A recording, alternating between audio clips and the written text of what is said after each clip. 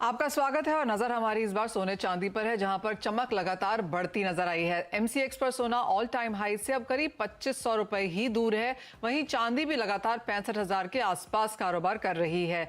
ऐसे में कैसे देखें सोने चांदी को? फिजिकल खरीदारी या इन्वेस्टमेंट के तरीके अगर आपको अपनाने हो तो क्या देखना चाहिए? इस पर बात करने के लिए हमारे साथ आज जुड़े हैं गोल्ड मार्ट ज्वेलर्स की एमडी संगीता लालवानी, अनमोल ज्वेलर्स के founder Ishu Datwani, Astra Gems and Jewels के डायरेक्टर वैभव सराफ और साथ ही क्वांटम एएमसी के senior fund manager alternate investments Chirag Mehta हमारे साथ हैं।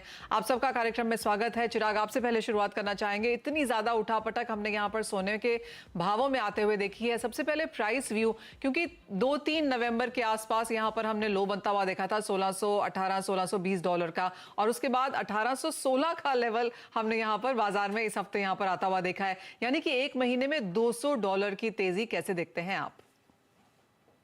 जी, एक दो तरह के फोर्सेस अभी गोल्ड को या तो ऊपर लेके जा रहे हैं या नीचे लेके आ रहे हैं। सो एक रेंज बाउंड मूव ज्यादातर बना हुआ है गोल्ड में, और जो आए ना रुपी टर्म से हम तेजी देख रहे हैं, बिकॉज अब रुपी काफी डेप्रिशिएट हो चुका है। इस वजह से हम काफी तेजी देख रहे हैं जब गोल्ड प्राइसेस इंटरनेशनल मार्केट्स में ऊपर जा रहे हैं।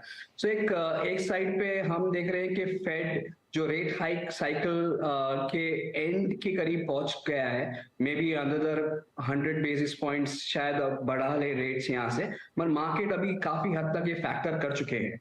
सो जब भी रेट बढ़ेंगे मे बी एक नीजक रिएक्शन आएगा, मगर उसके अलावा काफी हद तक इस प्राइसिंग में आ चुका है कि टर्मिनल रेट 5% का जो फेड बढ़ा सकते हैं रेट को, वो अभी प्राइसेस के अंदर आ चुके हैं। और इन्फ्लेशन जो एक वन मोर फैक्टर था जो फेड को कंपेल कर रहा था, वो धीरे धीरे नीचे आ रहा है।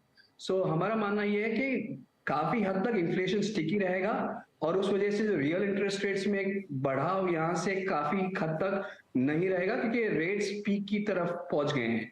सो ओवरऑल जो दबाव गोल्ड में था वो कम होते हुए देख रहे हैं, मगर अंटिल सम टाइम जब तक हम लोग 250 बेसिस पॉइंट रेट हाइक नहीं देख रहे थे, गोल्ड एक रेंज बाउंड मूव में रहेगा। और उसके बाद जब भी फेड रेट हाइक खत्म हो चुके होंगे तो और फेड ईजिंग की तरफ जाएगा, क्योंकि इकोनॉमी यूएस की जो है वो स्लो डाउन में मोड में जा रही है।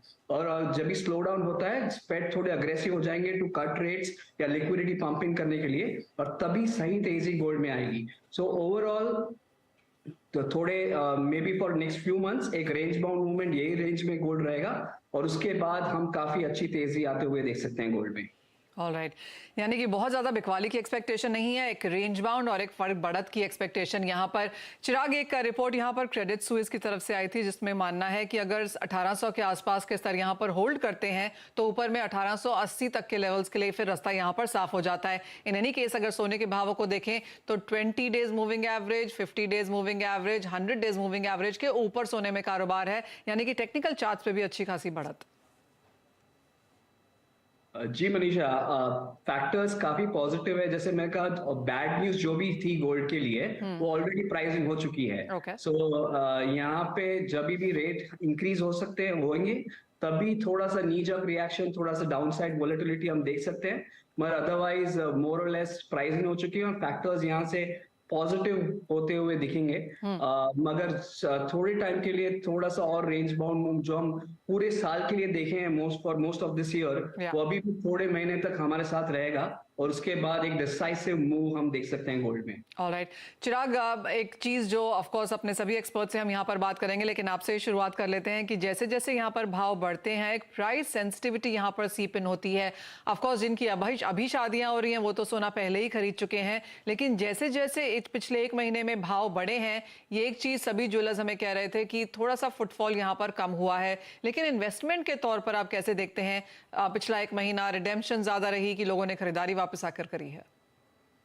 हमने लास्ट एक महीने में काफी जो लल था एक्टिविटी में, उसे हमने बाइंग की तरफ कन्वर्ट होते हुए देखा है। Okay. जैसे पीपल्स लोग साइड लाइंस पे थे और एक सही प्राइस की राह देख रहे थे, मगर वो जब प्राइसेस ऊपर जाने चालू हो गए, सो वो लोग they have come in and they are buying more. हमने जो साइड लाइन पे जो लोग थे वो प्राइसिंग के लिए वेट कर रहे थे, अभी बाइंग में कन्वर्ट हो चुके हैं। हमने काफी एक्टिविटी बढ़ते हुए देखा है गोल्ड ईटीएफ्स में over last 1 month. So I think थोड़ी सी प्रॉफिट बुकिंग भी आ सकती है हायर लेवल्स पे, मगर आई थिंक अगर ये ट्रेंड जारी रहता है तो आई थिंक काफी अच्छी इन्वेस्टमेंट डिमांड उभर के आएगी गोल्ड के लिए, क्योंकि काफी एलोकेशन जो है अब तक, क्योंकि इक्विटी मार्केट्स अच्छा कर रहे थे, इक्विटी मार्केट्स की तरफ ज्यादा जा रहे थे। अब जब गोल्ड में अगर ट्रेंड बनता हुआ देखेंगे अगर टुवर्ड्स हायर प्राइसेस, तो आई थिंक गोल्ड में भी बाइंग शुरू हो सकती है।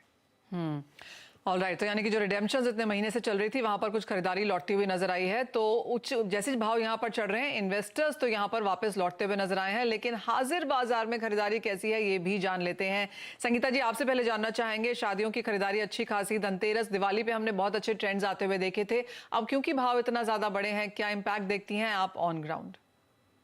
गुड इवनिंग एवरीबॉडी, सभी सुनने वालों को मेरा नमस्ते। मनीषा जी, जैसे आपने कहा कि थोड़ा सा there is a slack in the cell.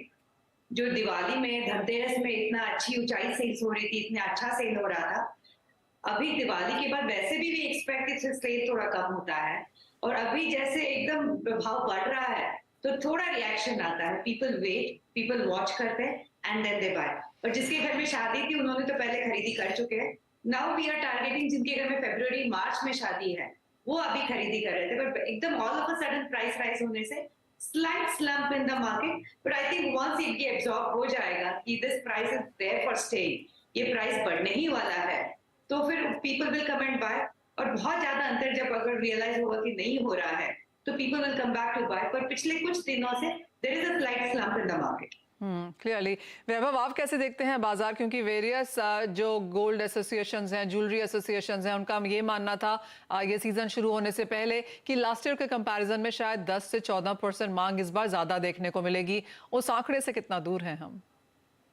Realistically अगर बात करें तो सीरियस बायर्स आ रहे हैं, जिनके घर शादी है वो आ रहे हैं, जिनके यहाँ शादी आने वाले जैन पर मार्च में है, and who have the surplus money, जो अभी ले पा रहे हैं वो ले रहे हैं, बिकॉज उनके मन में बैक ऑफ द माइंड ये हमेशा रहता है कि गोल्ड अभी बढ़ रहा है, आगे और बढ़ सकता है, so they are not willing to take that risk, और वो लोग अभी आके बाइंग कर रहे हैं। तो we are looking at a growth of around 9 to 10% इस year on year till date में। ऑलराइट, इशू आप कैसे देखते हैं? एक और चीज जो बाजार यहाँ पर वॉच कर रहा है वो जिस तरह का डिस्काउंट चल रहा है, क्योंकि जिस तरह की बढ़त सडनली प्राइसेस में देखने को मिली है अंतर्राष्ट्रीय बाजारों में और भारतीय सोने के बाजारों में, करीबन $12 से $15 का एक डिस्काउंट बनता हुआ नजर आया है। खरीदारी नहीं है इसीलिए ये काम होता हुआ नजर आया है, लेकिन आपका क्या व्यू है, क्या यहाँ से बाजार सुधरेंगे? तो पहले तो ये जो दिवाली का सीजन गया, इट वाज मतलब हम तो बराबर अपना सारा अकाउंट मेंटेन करते हैं और सब we make our, we check in comparison to previous years. In the last 5 years we've not had a better Diwali. I'm talking about Anmol. तो लास्ट 5 सालों में सबसे बेस्ट दिवाली रही हमारे लिए इन टर्म्स ऑफ वैल्यू। और उसके बाद एक जो ट्रेंड हम देख रहे हैं हमारी दुकान पर, वो डेफिनेटली ये है कि फुटफॉल थोड़े कम हुए हैं, लेकिन surprisingly value wise we are still doing well.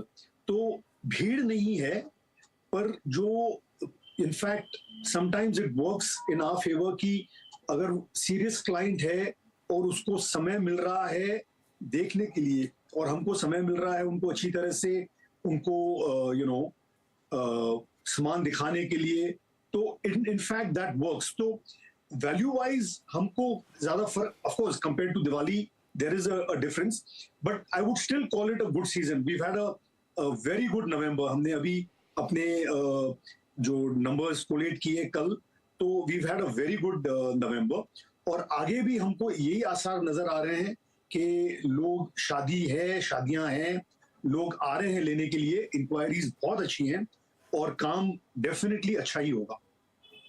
Okay, numbers में गिरावट जरूर देखने को मिली है, लेकिन जैसे ईशू ने कहा कि क्योंकि यहाँ पर प्राइसेस बढ़े हैं तो वैल्यू वाइज बहुत गिरावट देखने को नहीं मिली है, वॉल्यूम वाइज ऑफ कोर्स यहाँ पर हल्का सा हिट जरूर देखने को मिला है। एक्चुअली ये सवाल आपसे है चिराग, अगर हम प्राइसेस देखें इंटरनेशनल मार्केट्स में अभी भी हम ऑल टाइम हाई से करीबन $250 दूर हैं। भारतीय बाजारों में जो ये डिफरेंस है ये बहुत कम हो चुका है, क्योंकि हम ऑलरेडी ऑल टाइम हाई से बहुत दूर नहीं है। क्लियरली 2300, 2400, 2500 रुपए की दूरी यहाँ पर बनती हुई नजर आई है।